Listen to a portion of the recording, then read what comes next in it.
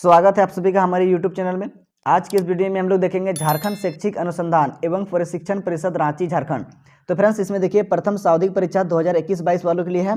तो इसमें देखिए कक्षा 10 का मॉडल प्रश्न पत्र, विषय है विज्ञान। इसमें हम लोग सेट 2 को करने वाले हैं। तो इसमें देखिए फ्रेंड्स समय जो है ना आपका 1 घंटा 30 मिनट रहेगा, मतलब आपको 1.5 घंटा समय दिया जाएगा और आपका टोटल पूर्णांक जो होगा ना वो 40 अंक का होगा और आपका टोटल प्रश्न जो होगा वो 40 का होगा और प्रत्येक प्रश्न आपका एक एक नंबर का होगा। तो आप इसे याद रखिएगा।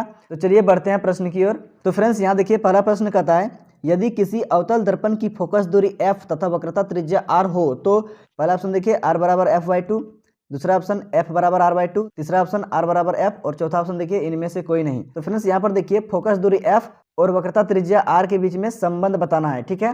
तो यहाँ पर देखिए दो संबंध है। देखिए फोकस दूरी जो होता है ना f बराबर वो वक्रता त्रिज्या की आधी होती है, ठीक है। r बराबर 2 होता है, ये होता है एक रिलेशन। या फिर ये ऐसे होता है, देखिए r बराबर 2f, मतलब त्रिज्या जो होती है ना वो फोकस दूरी की दोगुनी होती है। तो यहाँ पर देखिए ऑप्शन में कौन सा सही है।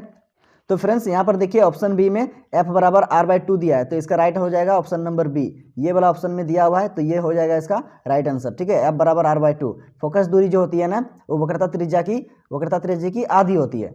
आप इसे नोट कर लीजिए। फिर हम लोग बढ़ते हैं अगला प्रश्न की ओर। आगे देखिए 2 नंबर का प्रश्न में कहता है प्रकाश के परावर्तन के कितने नियम है। तो देखिए फ्रेंड्स प्रकाश के परावर्तन हो या फिर प्रकाश के अपवर्तन हो, दोनों के ही ना 2 ही नियम होते हैं। तो देखिए पहला ऑप्शन में 1, दूसरा ऑप्शन में 2, तीसरा ऑप्शन में 3 और चौथा ऑप्शन में 4। तो इसका राइट आंसर हो जाएगा ऑप्शन नंबर बी 2। प्रकाश के परावर्तन के 2 नियम है, ठीक है। आप इसे नोट कर लीजिए। फिर हम लोग बढ़ते हैं अगला प्रश्न की ओर। आगे है 3 नंबर का प्रश्न। इसमें कहता है समतल दर्पण द्वारा बना प्रतिबिंब होता है। पहला ऑप्शन देखिए वास्तविक, दूसरा ऑप्शन देखिए काल्पनिक, तीसरा ऑप्शन देखिए दोनों और चौथा ऑप्शन देखिए इनमें से कोई नहीं। तो इसका राइट आंसर हो जाएगा ऑप्शन नंबर बी काल्पनिक, ठीक है। तो फ्रेंड्स आप इसे याद रखिएगा कि काल्पनिक को ही हम लोग आभासी बोलते हैं और इसका प्रतिबिंब जो बनता है ना वो हमेशा सीधा बनता है, ठीक है, और वस्तु के बराबर बनता है या फिर इसे बिंब के बराबर भी बोल सकते हो, ठीक है। तो फ्रेंड्स यहाँ से आप एक ट्रिक याद रख सकते हो, वायु और आशी। वायु का मतलब देखिए वास्तविक है तो उसका उल्टा होगा, अगर आभासी है तो वो सीधा होगा, ठीक है। आप इसे याद रखिएगा, ये एक ट्रिक है। तो चलिए अगला प्रश्न की ओर बढ़ते हैं। आगे देखिए 4 नंबर का प्रश्न। वाहनों के पश्च दृश्य दर्पण के रूप में किस दर्पण का उपयोग किया जाता है। पहला ऑप्शन देखिए अवतल दर्पण, दूसरा ऑप्शन देखिए उत्तल दर्पण, तीसरा ऑप्शन देखिए समतल दर्पण और चौथा ऑप्शन देखिए परवलयिक दर्पण। तो इसमें इसका राइट आंसर हो जाएगा ऑप्शन नंबर बी उत्तल दर्पण, ठीक है। वाहनों के पश्च दृश्य दर्पण के रूप में उत्तल दर्पण का उपयोग किया जाता है। तो इसे याद रखिएगा, नोट कर लीजिए अपने कॉपी पर। फिर आगे हम लोग बढ़ते हैं 5 नंबर का प्रश्न। इसमें कहता है निम्न में से कौन सा पदार्थ लेंस बनाने के लिए प्रयुक्त नहीं किया जा सकता। तो इसमें देखिए कहता है कि कौन सा पदार्थ जो है ना लेंस बनाने के लिए उपयोग नहीं करते हैं, प्रयुक्त नहीं करते हैं। पहला ऑप्शन देखिए जल, दूसरा ऑप्शन कांच, तीसरा ऑप्शन प्लास्टिक और चौथा ऑप्शन देखिए मिट्टी। तो इसका राइट आंसर हो जाएगा ऑप्शन नंबर डी मिट्टी। मिट्टी लेंस बनाने के लिए प्रयुक्त नहीं होता है, ठीक है, इसको उपयोग नहीं किया जाता है। तो आप इसे नोट कर लीजिए। फिर आगे हम लोग देखेंगे 6 नंबर का प्रश्न। इसमें कहता है काल्पनिक प्रतिबिंब होता है। देखिए फ्रेंड्स यहाँ पर देखिए काल्पनिक का मतलब क्या बताएं, तो काल्पनिक का मतलब हम लोग आभासी बताएं, आभासी। तो काल्पनिक का मतलब आभासी होता है, आभासी का भी जैसे बताएं आसी, जैसे आसी। तो आभासी का है क्या ट्रिक आसी। तो अगर आभासी हो रहा है तो वो प्रतिबिंब कैसा होगा, तो आ मतलब आभासी और सी मतलब सीधा। आभासी होने पर क्या होगा, तो प्रतिबिंब सीधा होगा। तो देखिए इसमें कहता है पहला ऑप्शन में सीधा, दूसरा ऑप्शन उल्टा, तीसरा ऑप्शन दोनों और चौथा ऑप्शन इनमें से कोई नहीं। तो इसमें इसका राइट आंसर हो जाएगा ऑप्शन नंबर ए सीधा, ठीक है। काल्पनिक अगर रहेगा तो क्या हो जाएगा, उसका प्रतिबिंब सीधा हो जाएगा। इसे नोट कर लीजिए। फिर हम लोग बढ़ते हैं अगला प्रश्न। आगे है 7 नंबर का प्रश्न। इसमें कहता है यदि f का मान 12 सेंटीमीटर है तब r का मान क्या होगा।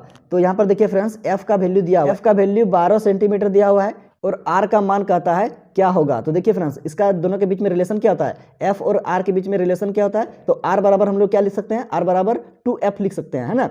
तो यहाँ क्या हो जाएगा r बराबर 2 × 12 कर देंगे तो क्या हो जाएगा 12 दूनी 24 हो जाएगा। ये किसका मान निकल जाएगा, 24 निकल के आ जाएगा, आर का मान निकल के आएगा, ठीक है। तो इसमें देखिए पहला ऑप्शन देखिए 24 सेंटीमीटर, दूसरा ऑप्शन देखिए 8 सेंटीमीटर, तीसरा ऑप्शन 16 सेंटीमीटर और चौथा ऑप्शन 4 सेंटीमीटर। तो इसमें इसका राइट आंसर हो जाएगा ऑप्शन नंबर ए 24 सेंटीमीटर इसका राइट आंसर हो जाएगा। इसे नोट कर लीजिए। फिर हम लोग बढ़ते हैं अगला प्रश्न। आगे है 8 नंबर का प्रश्न। वाहन के अग्रदीपों में किस दर्पण का उपयोग किया जाता है। पहला ऑप्शन देखिए अवतल दर्पण, दूसरा ऑप्शन देखिए उत्तल दर्पण, तीसरा ऑप्शन देखिए समतल दर्पण और चौथा ऑप्शन देखिए इनमें से कोई नहीं। तो इसमें इसका राइट आंसर हो जाएगा ऑप्शन नंबर ए अवतल दर्पण, ठीक है फ्रेंड्स। देखिए आगे है 9 नंबर का प्रश्न। इसमें कहता है अवतल लेंस के सामने रखी वस्तु का प्रतिबिंब सदैव होता है। देखिए पहला ऑप्शन में कहता है आभासी व सीधा, दूसरा ऑप्शन देखिए वास्तविक एवं सीधा, तीसरा ऑप्शन देखिए काल्पनिक एवं उल्टा और चौथा ऑप्शन देखिए वास्तविक एवं उल्टा। तो फ्रेंड्स मैंने आपको थोड़ा देर पहले भी बताया कि अवतल लेंस का जो प्रतिबिंब जो बनता है ना वो आभासी बनता है। मतलब आभासी का मतलब आप काल्पनिक भी बोल सकते हो, ठीक है, आभासी या फिर काल्पनिक बोल सकते हो। तो यहाँ देखिए आभासी बनता है तो क्या होता है, सीधा होता है, और सीधा और छोटा होता है, ठीक है। तो इसमें देखिए इसका राइट आंसर हो जाएगा ऑप्शन नंबर पहला, आभासी व सीधा, ठीक है। आप इसे नोट कर लीजिए। फिर हम लोग बढ़ते हैं अगला प्रश्न की ओर। आगे है 10 नंबर का प्रश्न। इसमें कहता है डायऑप्टर मात्रक है। देखिए पहला ऑप्शन देखिए फोकस दूरी का, दूसरा ऑप्शन देखिए आवर्धन का, तीसरा ऑप्शन देखिए लेंस शक्ति का, और चौथा ऑप्शन देखिए विभेदन क्षमता का। तो इसमें इसका राइट आंसर हो जाएगा ऑप्शन नंबर सी, लेंस शक्ति का, ठीक है फ्रेंड्स। लेंस शक्ति जो होता है ना इसको हम लोग डायऑप्टर को डी से सूचित करते हैं, ठीक है। किससे सूचित करते हैं, डी से। और लेंस शक्ति का जो फॉर्मूला होता है वो क्या होता है, P बराबर 1/f होता है, ठीक है। इसे आप याद रखिएगा। चलिए बढ़ते हैं अगला प्रश्न की ओर। आगे है 11 नंबर का प्रश्न। इसमें कहता है 2D क्षमता वाले लेंस का फोकसांतर होता है। देखिए पहला ऑप्शन देखिए 20 सेंटीमीटर, दूसरा ऑप्शन देखिए 30 सेंटीमीटर, तीसरा ऑप्शन देखिए 40 सेंटीमीटर, और चौथा ऑप्शन देखिए 50 सेंटीमीटर। तो यहाँ पर देखिए क्षमता जो है ना दिया हुआ है, मतलब P का वैल्यू यहाँ पर दिया हुआ है, तो कितना दिया है, तो 2D दिया हुआ है। और यहाँ पर देखिए F का वैल्यू यहाँ से निकाल लेंगे। कैसे निकाल लेंगे, तो देखिए इसका फॉर्मूला मैंने अभी थोड़ा देर पहले आपको बताया कि P बराबर जो होता है ना 1/f होता है, ठीक है। तो यहाँ देखिए P का वैल्यू कितना दिया हुआ है, 2D दिया हुआ है, मतलब 2 दिया हुआ है। तो P की जगह में आप 2 लिखिए, फिर बराबर 1/f हो जाएगा। तो यहाँ से आप f का मान निकाल सकते हैं। यहाँ पर 1 कुछ नहीं है तो 1 है। अब यहाँ से गुना कर दिए, कोना कोनी क्या हो जाएगा, 2f बराबर क्या हो जाएगा 1। तो f का मान कितना निकल जाएगा, 1/2 निकल जाएगा। ये क्या आ गया, मीटर में जो है ना, ये f जो होता है हमेशा मीटर में निकलता है। तो अब देखिए यहाँ पर यह मीटर में है, तो अब इसको हम लोग क्या करेंगे, सेंटीमीटर में। देखिए ऑप्शन में जो है ना सेंटीमीटर दिया हुआ है, तो सेंटीमीटर में से हम लोग बदल देंगे। देखिए 1/2 को हम लोग सेंटीमीटर बदलेंगे तो क्या हो जाएगा, 1 मीटर बराबर क्या होता है, 100 सेंटीमीटर। तो हम लोग इसको 100 से मल्टीप्लाई कर देंगे। तो यहाँ पर देखिए 2 से 50 बार में ये कट जाएगा, तो ये सेंटीमीटर में निकल के आ गया। तो कितना आ गया फ्रेंड्स, 50 सेंटीमीटर। तो देखिए इसमें कौन सा ऑप्शन में है, तो इसमें देखिए ऑप्शन नंबर डी में है 50 सेंटीमीटर, ठीक है। तो आप इसे नोट कर लीजिए। फिर हम लोग बढ़ते हैं अगला क्वेश्चन की ओर। आगे देखिए 12 नंबर का क्वेश्चन। इसमें कहता है आंख के रंगीन भाग को क्या कहते हैं। पहला ऑप्शन देखिए आइरिस, दूसरा ऑप्शन देखिए पुतली, तीसरा ऑप्शन देखिए कॉर्निया, और चौथा ऑप्शन देखिए परितारिका। तो इसका राइट आंसर हो जाएगा ऑप्शन नंबर ए और ऑप्शन नंबर डी, दोनों सही हो जाएगा फ्रेंड्स इसका राइट आंसर। क्यों, क्योंकि आइरिस भी बोलते हैं और परितारिका भी बोलते हैं, दोनों ही इसका राइट आंसर होगा, ठीक है। तो आप इसे याद रखिएगा कि आंख के रंगीन भाग को क्या कहते हैं, तो आइरिस भी बोलते हैं और परितारिका भी बोलते हैं, ठीक है। तो फिर हम लोग बढ़ते हैं अगला प्रश्न की ओर। आगे है 13 नंबर का प्रश्न। इसमें कहता है मानव नेत्र के जिस भाग पर किसी वस्तु का प्रतिबिंब बनता है वह है, क्या है, देखिए पहला ऑप्शन कॉर्निया, दूसरा ऑप्शन परितारिका, तीसरा ऑप्शन पुतली, और चौथा ऑप्शन देखिए दृष्टिपटल। तो इसका राइट आंसर हो जाएगा ऑप्शन नंबर डी, दृष्टिपटल, ठीक है फ्रेंड्स। यहाँ पर देखिए दृष्टिपटल को जो है ना हम लोग रेटिना भी बोलते हैं। क्या बोलते हैं, तो रेटिना बोलते हैं, इसे याद रखिएगा इसे। चलिए अब अगला प्रश्न की ओर बढ़ते हैं। आगे है 14 नंबर का प्रश्न। इसमें कहता है दिए गए समीकरण में कौन सी रासायनिक अभिक्रिया हो रही है। पहला ऑप्शन देखिए संयोजन, दूसरा ऑप्शन देखिए वियोजन, तीसरा ऑप्शन देखिए विस्थापन, और चौथा ऑप्शन देखिए द्विविस्थापन। तो फ्रेंड्स यहाँ पर देखिए अगर एक तो चीज है और वो टूट कर जो है ना अलग अलग बहुत सारा चीज में बट रहा है तो उसको हम लोग क्या बोलेंगे, तो वियोजन। वियोजन का मतलब ही होता है बटना। तो एक सौ चीज दिया हुआ रहेगा और बहुत सारा चीज में बट जाएगा तो उसको हम लोग बोलेंगे वियोजन। और अगर बहुत सारा चीज दिया हुआ है उसको उसमें से बदल के अगर एक तो चीज बन रहा है तो उसको हम लोग बोलेंगे संयोजन। संयोजन का मतलब ही होता है जुड़ना, ठीक है। तो यहाँ पर देखिए क्या हो रहा है, तो यहाँ पर देखिए दिया हुआ है इसमें समीकरण में एक तो चीज दिया हुआ है, ठीक है, और ये बट किस में रहा है, बहुत सारा चीज में बट रहा है, मतलब 3 चीज में यहाँ बट रहा है ना। तो ये क्या हो रहा है, तो ये वियोजन हो रहा है। क्या हो रहा है फ्रेंड्स, वियोजन। तो इसमें इसका राइट आंसर हो जाएगा ऑप्शन नंबर बी, वियोजन हो रहा है। तो आप इसे याद रखिएगा। चलिए फिर अगला प्रश्न को देखते हैं। आगे है 15 नंबर का प्रश्न। इसमें कहता है निम्नलिखित में कौन सी रासायनिक अभिक्रिया संतुलित है। तो इसका राइट आंसर हो जाएगा ऑप्शन नंबर डी। क्यों फ्रेंड्स, देखिए तीर जो होता है ना, तीर दिया हुआ तो तीर के दोनों तरफ हम लोग को बराबर करना होता है। देखिए यहाँ पर देखिए तीर के बाएं तरफ जो है जिंक जो है यहाँ पर देखिए एक ठो है, और यहाँ पर देखिए राइट साइड में भी जिंक है एक ठो है। फिर देखिए यहाँ बाईं तरफ जो Cu जो है ना एक टो है, और यहाँ देखिए दाहिना तरफ भी Cu एक टो है। और यहाँ पर फिर देखिए तीर के बाईं तरफ SO4 कितना है, तो SO4 एक टो है, और यहाँ पर देखिए तीर के दाहिने तरफ भी SO4 एक टो है, इसीलिए ये संतुलित है। तो इसका राइट आंसर होगा ऑप्शन नंबर डी। आप इसे नोट कर लीजिए। फिर हम लोग बढ़ते हैं अगला क्वेश्चन। आगे है 16 नंबर का क्वेश्चन। इसमें कहता है दिए गए समीकरण में किस पदार्थ का उपचयन तथा अपचयन हो रहा है। तो फ्रेंड्स यहाँ पर देखिए उपचयन जो है ना ये Cu का हो रहा है, और अपचयन जो है ना तो PbO का अपचयन हो रहा है। किसका हो रहा है, PbO का अपचयन। तो यहाँ पर देखिए ऑप्शन में कौन है, CuPbO। तो यहाँ पर देखिए ऑप्शन नंबर बी में CuPbO दिया हुआ है। तो इसका राइट आंसर हो जाएगा ऑप्शन नंबर बी, ठीक है। आप इसे नोट कर लीजिए। फिर हम लोग बढ़ते हैं अगला प्रश्न। आगे देखते हैं 17 नंबर का प्रश्न। इसमें कहता है विकृत गंधिता कौन सी अभिक्रिया के कारण होता है। पहला ऑप्शन देखिए उपचयन, दूसरा ऑप्शन देखिए अपचयन, तीसरा ऑप्शन देखिए विस्थापन, चौथा ऑप्शन देखिए विस्थापन। इसमें भी दोनों में विस्थापन नहीं दे दिया है। तो इसका राइट आंसर हो जाएगा ऑप्शन नंबर ए, उपचयन, ठीक है। विकृत गंधिता उपचयन अभिक्रिया के कारण होता है, ठीक है। आप इसे नोट कर लीजिए। फिर हम लोग बढ़ते हैं अगला क्वेश्चन की ओर। आगे देखिए 18 नंबर का क्वेश्चन है, इसमें कहता है चूने से सफेदी करते समय चूना में पानी डालने पर उष्मा निकलती है, इसमें कौन सी अभिक्रिया होती है? पहला ऑप्शन देखिए उष्मा छेपी संयोजन, दूसरा ऑप्शन देखिए उष्मा शोषी संयोजन, तीसरा ऑप्शन देखिए उष्मा छेपी संयोजन और चौथा ऑप्शन देखिए उष्मा छेपी वियोजन। तो इसका राइट आंसर हो जाएगा ऑप्शन नंबर ए उष्मा छेपी संयोजन। ठीक है, आप इसे नोट कर लीजिए। फिर हम लोग बढ़ते हैं अगला क्वेश्चन। आगे देखिए 19 नंबर क्वेश्चन में कहता है लोहे की कील को कॉपर सल्फेट के विलयन में डालने पर कॉपर सल्फेट का विलयन का नीला रंग धूसर हो जाता है, इस प्रक्रिया में कौन सी अभिक्रिया हो रही है? पहला ऑप्शन देखिए संयोजन, दूसरा ऑप्शन वियोजन, तीसरा ऑप्शन विस्थापन और चौथा ऑप्शन देखिए द्विविस्थापन। तो इसका राइट आंसर हो जाएगा ऑप्शन नंबर सी विस्थापन। ठीक है, आप इसे नोट कर लीजिए। फिर हम लोग बढ़ते हैं अगला क्वेश्चन की ओर। आगे है 20 नंबर का क्वेश्चन। इसमें देखिए कहता है निम्नलिखित में कौन सा प्राकृतिक सूचक है? पहला ऑप्शन देखिए मिथाइल ऑरेंज, दूसरा ऑप्शन देखिए फिनाल्फथेलिन और तीसरा ऑप्शन देखिए लिटिमस और चौथा ऑप्शन मिथाइल रेड। तो इसका राइट आंसर हो जाएगा ऑप्शन नंबर सी लिटिमस। ठीक है, लिटिमस जो है ना वो प्राकृतिक सूचक है, आप इसे नोट कर लीजिए अपना कॉपी पर। फिर हम लोग बढ़ते हैं अगला क्वेश्चन की ओर। आगे 21 नंबर का क्वेश्चन। इसमें कहता है निम्नलिखित में से किस पदार्थ में लिटिमस पत्र डालने पर वह लाल नहीं हो जाएगा? तो इसका राइट आंसर हो जाएगा ऑप्शन नंबर डी। ठीक है, क्यों फ्रेंड्स देखिए, तो फ्रेंड्स हम लोग क्या पढ़े हैं कि अम्ल जो होता है ना लिटमस पत्र को क्या कर देता है? लाल कर देता है। और यहाँ पर क्वेश्चन क्या है? तो कहता है लाल नहीं हो जाएगा। तो कौन सा है जो कि लाल नहीं होगा? देखिए HCl अम्ल है, HNO3 अम्ल है, CH3COOH ये भी अम्ल है। ये सारे जो तीनों जो है ना ये अम्ल है। तो ये अम्ल को तो पक्का है कि ये अम्ल जो है ना इससे होकर क्या हो जाएगा? ये लाल हो ही जाएगा। और इसमें कह रहा है कि किसमें लाल नहीं होगा, तो बचा क्या? C6H12O6। तो ये क्या है? तो ये ग्लूकोज है, तो ग्लूकोज लाल नहीं होगा। ठीक है, तो आप इसे नोट कर लीजिए। फिर हम लोग बढ़ते हैं अगला प्रश्न की ओर। आगे है 22 नंबर का प्रश्न। इसमें कहता है दिए गए किस लवण में क्रिस्टलीकरण का जल मौजूद है? पहला ऑप्शन देखिए NaCl, दूसरा ऑप्शन NaCO3, तीसरा ऑप्शन CuSO4 × 5H2O और चौथा ऑप्शन NaHCO3। तो इसका राइट आंसर हो जाएगा ऑप्शन नंबर सी। ठीक है, क्योंकि देखिए फ्रेंड्स यहाँ पर आपको जल दिख रहा है। ठीक है, यहाँ पर इस सब में तो कोई जल नहीं दिख रहा है ना, तो इसमें जल मौजूद है, तो इसका राइट आंसर हो जाएगा ऑप्शन नंबर सी। आप इसे नोट कर लीजिए। फिर हम लोग बढ़ते हैं अगला क्वेश्चन की ओर।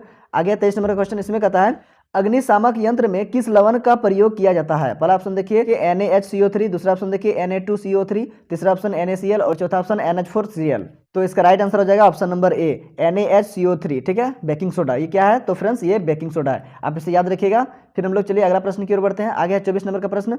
इसमें कहता है जल की अनुपस्थिति में हाइड्रोक्लोरिक अम्ल अपना अम्ल गुण प्रदर्शित नहीं करता है क्योंकि? पहला ऑप्शन देखिए उसमें H+ आयन उपस्थित रहते हैं, दूसरा ऑप्शन देखिए उसमें H+ आयन उपस्थित नहीं रहते हैं, तीसरा ऑप्शन देखिए उसमें क्लोराइड उपस्थित रहते हैं, चौथा ऑप्शन देखिए उदासीन हो जाता है। तो इसका राइट आंसर हो जाएगा option number B H+ ion उपस्थित नहीं रहते हैं। ठीक है, चलिए फिर अगला प्रश्न देखते हैं। आगे देखिए 25 नंबर का प्रश्न। इसमें कहता है पदार्थ ABCD का pH मान क्रमशः 2, 7, 10, 14 है, यह पदार्थ में कौन अम्ल है? तो यहाँ पर देखिए फ्रेंड्स A का मान दिया हुआ है 2, B का मान दिया हुआ है 7, C का मान दिया हुआ है 10 और D का मान दिया हुआ है यहाँ पर 14। ठीक है, तो यहाँ पर देखिए पूछ रहा है क्या? कौन अम्ल है? ठीक है, तो फ्रेंड्स यहाँ पर देखिए अम्ल का pH मान क्या होता है? तो अम्ल का pH मान 7 से कम होता है, तो ये नहीं होगा, ये भी नहीं होगा, ये भी नहीं होगा, तो होगा कौन? तो ये A नंबर होगा। ठीक है, तो इसमें इसका राइट आंसर हो जाएगा ऑप्शन नंबर ए। ठीक है, आप इसे नोट कर लीजिए। फिर हम लोग बढ़ते हैं अगला क्वेश्चन की ओर। आगे 26 नंबर का क्वेश्चन। इसमें कहता है इस चित्र में कौन अभिक्रिया हो रही है? पहला ऑप्शन देखिए संयोजन, दूसरा ऑप्शन वियोजन, तीसरा ऑप्शन विस्थापन और चौथा ऑप्शन भी दे दिया है यहाँ पर विस्थापन। तो इसका राइट आंसर हो जाएगा ऑप्शन नंबर बी वियोजन। ठीक है, यहाँ पर जो अभिक्रिया हो रही है ना वो क्या हो रहा है? तो वियोजन हो रहा है, आप इसे नोट कर लीजिए। फिर हम लोग बढ़ते हैं अगला क्वेश्चन। आगे है 27 नंबर का क्वेश्चन। इसमें कहता है शरीर में उत्पन्न हानिकारक अपशिष्ट पदार्थों का शरीर से बाहर निकलने की प्रक्रिया किस जैव प्रक्रम में होती है? पहला ऑप्शन देखिए पोषण, दूसरा ऑप्शन देखिए श्वसन, तीसरा ऑप्शन देखिए उत्सर्जन और चौथा ऑप्शन देखिए संवहन। तो इसमें इसका राइट आंसर हो जाएगा ऑप्शन नंबर सी उत्सर्जन। उत्सर्जन से ही होता है, शरीर में जो भी अपशिष्ट पदार्थ होता है तो प्रक्रिया इसी प्रक्रिया से बाहर निकलता है। ठीक है, तो आप इसे नोट कर लीजिए। फिर हम लोग बढ़ते हैं अगला क्वेश्चन। आगे 28 नंबर क्वेश्चन। इसमें कहता है प्रकाश संश्लेषण में होने वाली ऑक्सीजन गैस किस यौगिक के टूटने के फलस्वरूप प्राप्त होता है? पहला ऑप्शन देखिए जल, दूसरा ऑप्शन देखिए कार्बन डाइऑक्साइड, तीसरा ऑप्शन देखिए कार्बोहाइड्रेट और चौथा ऑप्शन देखिए क्लोरोप्लास्ट। तो इसका राइट आंसर हो जाएगा ऑप्शन नंबर ए जल। ठीक है, हमें क्या मिलता है? तो क्या प्राप्त होता है? तो जल प्राप्त होता है। तो आप इसे नोट कर लिए। फिर आगे हम लोग देखेंगे 29 नंबर का प्रश्न। इसमें कहता है अमीबा में किस प्रकार का पोषण होता है? पहला ऑप्शन देखिए स्वपोषी पोषण, दूसरा ऑप्शन देखिए मृतजीवी पोषण, तीसरा ऑप्शन देखिए परजीवी पोषण प्राणी और चौथा ऑप्शन देखिए प्राणी समभोजी पोषण। तो इसमें इसका राइट आंसर हो जाएगा ऑप्शन नंबर डी प्राणी समभोजी पोषण होता है। अमीबा में किस प्रकार का पोषण होता है? तो याद रखिएगा फ्रेंड्स अमीबा में जो है ना प्राणी समभोजी पोषण होता है।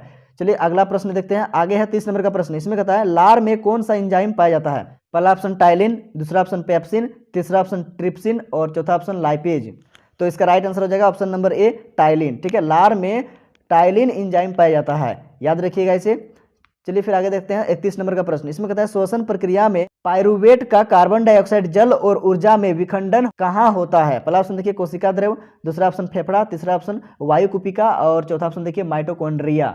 तो इसका राइट आंसर हो जाएगा ऑप्शन नंबर ए, कोशिका द्रव। कहाँ होता है? तो कोशिका द्रव में होता है। आप इसे याद रखिएगा, आप इसे नोट कर लीजिए। फिर आगे हम लोग देखते हैं 32 नंबर का प्रश्न। इसमें कहता है पौधों में जल तथा खनिज लवण का संवहन किसके द्वारा होता है? पहला ऑप्शन देखिए जाइलम, दूसरा ऑप्शन देखिए फ्लोएम, तीसरा ऑप्शन क्लोरोप्लास्ट और चौथा ऑप्शन रंध्र। तो इसका राइट आंसर हो जाएगा ऑप्शन नंबर ए, जाइलम। ठीक है, ये जाइलम के द्वारा जो होता है ना, द्वारा जल और खनिज का संवहन होता है। आप इसे नोट कर लीजिए, याद कर लीजिएगा इसे। फिर हम लोग देखते हैं अगला प्रश्न। आगे 33 नंबर का प्रश्न। इसमें कहता है किसी समष्टि अपना अस्तित्व बनाए रखने के लिए कौन प्रक्रिया आवश्यक है? पहला ऑप्शन देखिए पोषण, दूसरा ऑप्शन श्वसन, तीसरा ऑप्शन जनन और चौथा ऑप्शन देखिए नियंत्रण। तो इसका राइट आंसर हो जाएगा ऑप्शन नंबर सी, जनन। ठीक है, आप इसे नोट कर लीजिए। फिर आगे हम लोग देखते हैं 34 नंबर का प्रश्न। इसमें कहता है दिया गया चित्र किस प्रकार का जनन दर्शाता है? पहला ऑप्शन मुकुलन, दूसरा ऑप्शन विखंडन, तीसरा ऑप्शन द्विखंडन और चौथा ऑप्शन पुनरुद्भवन। तो इसका राइट आंसर हो जाएगा ऑप्शन नंबर डी, पुनरुद्भवन। ठीक है फ्रेंड्स, यहाँ पर दिख रहे हैं आप, चित्र एक दिख रहा है, एक से क्या हुआ टूट के यहाँ पर फिर से यहाँ अलग अलग 3 टुकड़ा हो गया, फिर यहाँ से टुकड़ा हो गया, फिर यहाँ से एक टुकड़ा आया, फिर यहाँ से टुकड़ा बना, फिर इसका टुकड़ा यहाँ बना, फिर इसका टुकड़ा यहाँ से आ गया, फिर यहाँ से बना। इस तरह जो होता है ना, किस में होता है? तो पुनरुद्भवन में होता है। ठीक है, आप इसे नोट कर लीजिए। फिर आगे हम लोग देखते हैं अगला प्रश्न। आगे 35 नंबर का प्रश्न। इसमें कहता है परागकण का एक पुष्प से दूसरे पुष्प पर स्थानांतरित होना क्या कहलाता है? पहला ऑप्शन देखिए निषेचन, दूसरा ऑप्शन परागन, तीसरा ऑप्शन अंकुरन और चौथा ऑप्शन संलयन।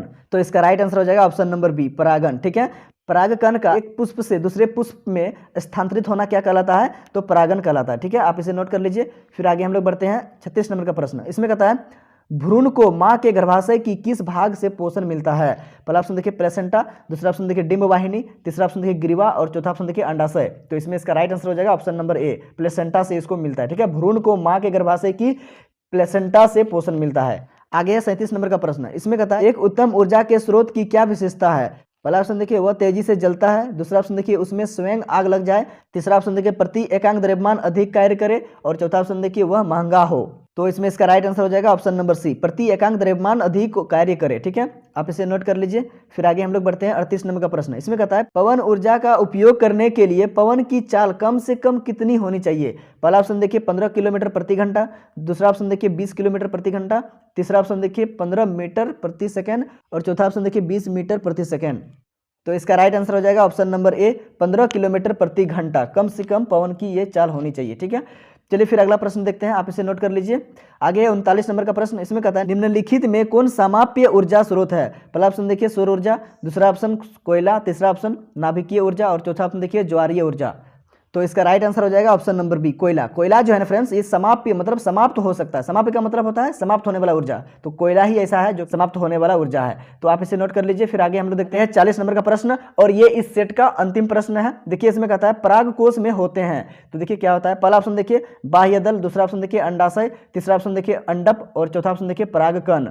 तो इसका राइट आंसर हो जाएगा ऑप्शन नंबर डी, परागकण। ठीक है, आप इसे नोट कर लीजिए। तो फ्रेंड्स आज की इस वीडियो में जैक क्लास 10th साइंस का सेट 2 को कंप्लीट किए।